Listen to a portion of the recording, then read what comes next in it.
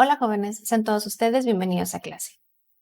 Recordemos que los grandes esfuerzos tienen grandes recompensas.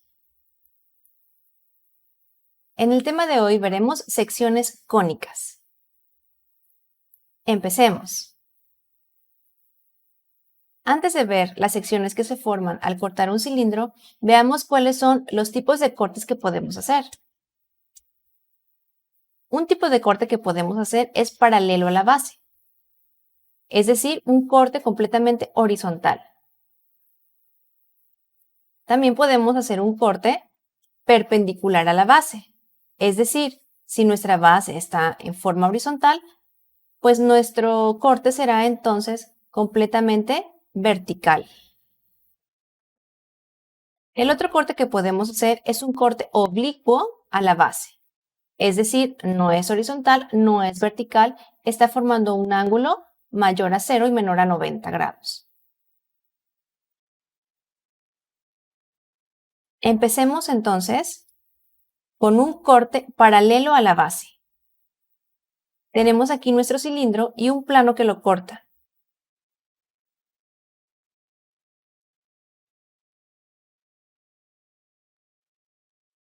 Veamos entonces cómo al elevar el plano de manera completamente paralela a la base, provoca una intersección con nuestro cilindro. Y esta intersección, si nosotros hiciéramos el corte, formaría una cara circular. Por lo tanto, las características de nuestro cilindro cortado serían caras planas circulares, la de arriba y la de abajo, y una cara curva, que es la cara del cilindro, la normal, pues. Veamos otro tipo de corte. Tenemos aquí el cilindro nuevamente y un plano que viene a realizar un corte perpendicular a la base. Recordemos pues que perpendicular quiere decir que forma un ángulo de 90 grados. Al formar un ángulo de 90 grados, vemos como este plano corta también la base superior y la base inferior. Ambas bases quedan totalmente cortadas y por dentro entonces nuestra intersección se ve como es claramente una cara rectangular. Por lo tanto, si nosotros decidiéramos entonces cortar, así como está cortando el plano, obtendríamos bases semicirculares, que son estas, y una cara curva. Además, también tendríamos una cara rectangular. Veamos cómo al atravesar el plano, el rectángulo simplemente se reduce, pero al final de cuentas es una cara rectangular.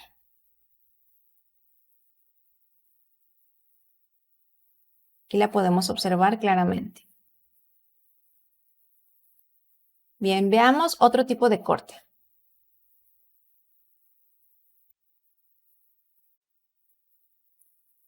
Aquí también tenemos el cilindro, tenemos el plano, pero este plano vamos a comenzar a inclinarlo para formar un corte oblicuo a la base. Es decir, que no sea paralelo a la base y que tampoco sea perpendicular.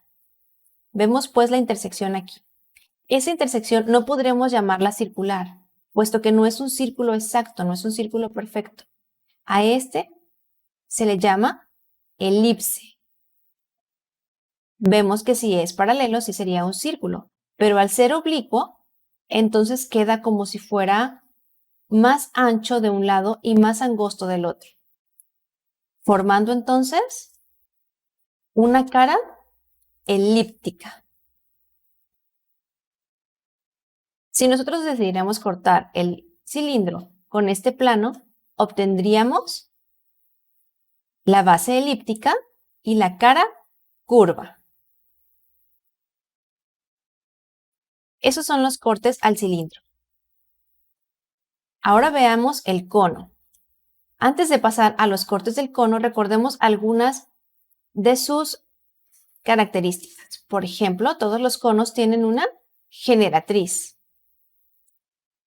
Tienen una altura, que también funciona como eje. Tienen una cúspide o vértice. Tienen una base circular. Y también tienen un diámetro y un radio. Ahora sí, veamos los cortes que le podemos realizar al cono. En primer lugar, podemos realizar un corte perpendicular al eje del cono, es decir, formando un ángulo de 90 grados al eje del cono o a la altura del cono. En este caso, esta línea perpendicular al eje viene siendo paralela a nuestra base. Tenemos también un corte oblicuo al eje del cono, es decir, que lo corte sin formar un ángulo de 90 ni un ángulo de 0 grados, sino un ángulo oblicuo, un corte oblicuo. En este caso, el corte atraviesa las generatrices de nuestro cono y no atraviesa la base. Esto es muy importante. También tenemos un corte paralelo a la generatriz. Recordemos que esta línea de aquí se llama generatriz, entonces es completamente paralelo a la generatriz. Como es paralelo a la generatriz, se puede decir que esta línea también es oblicua, pero no es igual a esta, puesto que esta línea, por no pasar por la generatriz, por ser simplemente paralela, atraviesa la base. Y en el anterior, en el oblicuo al cono, que era simplemente oblicuo, pero no era paralelo a ninguna generatriz, no atravesaba la base. En este sí lo hace. Y por último, tenemos un corte paralelo al eje del cono. También atraviesa la base. Bueno, pues ahora sí veamos cada uno de ellos. En este primer ejemplo, el corte es perpendicular al eje. Este plano que está atravesando por aquí viene a ser perpendicular al eje y paralelo a la base. Como podemos ver entonces, el corte que hace es circular. Nuestro corte es una circunferencia. Claro que es una circunferencia más grande o más pequeña dependiendo de la altura del cono que se haga. Entre la altura sea mayor, el círculo será de radio menor. Si la altura a la que se hace el corte es menor, bueno, pues entonces el círculo será mayor. Entonces, la sección que se forma al cortar de manera perpendicular al eje es una circunferencia.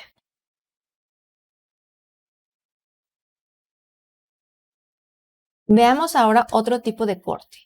Este corte es un corte oblicuo al eje y corta ambas generatrices. Como podemos ver, no corta la base, solamente corta las generatrices. Entonces estamos viendo que la sección que se forma es una elipse.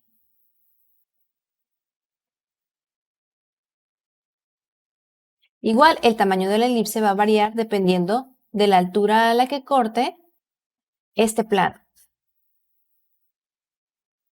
Entonces, si nuestro corte es oblicuo al eje cortando las generatrices, se formará una elipse. En el siguiente corte, vemos cómo el plano permanece perpendicular a la generatriz. Perdón, paralelo a una generatriz. Y como en todos ellos, atraviesa la base. Como atraviesa la base, no puede completarse, por decir así, la elipse. Entonces lo que forma es una parábola. Igual, el tamaño de la parábola va a depender a la altura que se corte nuestro cono. Entonces, si el corte que se realiza es paralelo a una generatriz, atravesará la base y se formará una parábola. Vamos con el último corte. En este último corte, nuestro plano permanece paralelo al eje del cono, paralelo a su altura. Por lo tanto, al ser paralelo a su altura, quiere decir que es completamente perpendicular a nuestra base. Esta curva que se forma es muy diferente a la anterior. Esta curva la llamaremos hipérbola. Vemos cómo se atraviesa exactamente nuestra cúspide, forma un triángulo. Es decir, va haciéndose más o menos curva dependiendo de la altura a la que se encuentre. Si llega a nuestra cúspide, da la apariencia de ser un triángulo.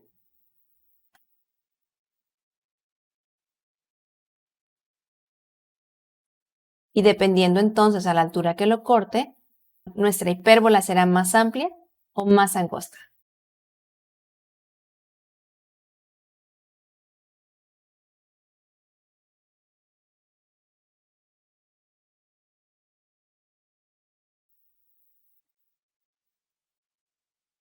Entonces, si el corte es paralelo al eje del cono, se formará una hipérbola.